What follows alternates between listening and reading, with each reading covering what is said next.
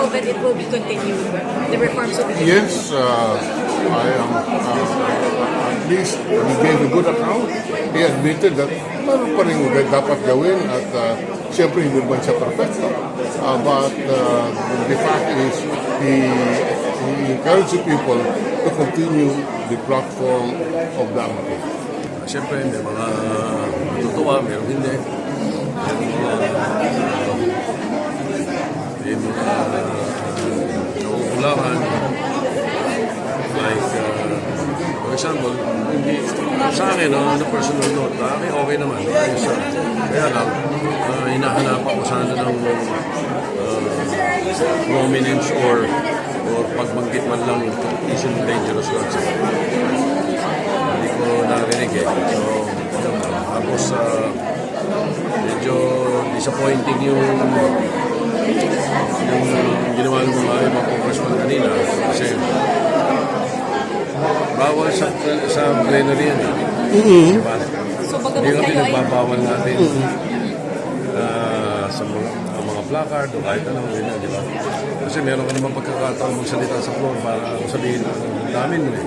Kaya bawal yun eh. Yun, kaya ang audience o kahit sino, di pwede mong dalaga. Minamano mo, congressman na nagdala.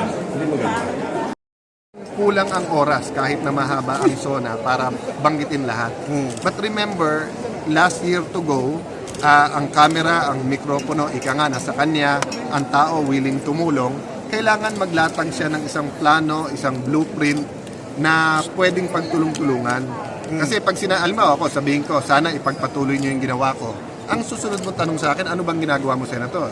So kung sabihin ko, investigasyon lang, di ba? Pero kung sabihin ko sa iyo, eto plano ko ng mga highway, ng mga airport, ng mga seaport, eto plano ko sa kabuhayan. So kung sabihin mo, ipagpatuloy lang yung 4Ps, paano kung hindi na kailangan 4Ps 5-10 years from now? Pero ang kabuhayan, ang trabaho, parating kailangan na ng trabaho, di ba? Ng tao. So I think he can still use many policy speeches, affairs sa Malacanang, mga imbitasyon sa kanya para isupplement yung SONA para ma-solidify yung kanyang legacy at maparating sa tao. Alam namin ang problema at may ginagawa kaming solusyon.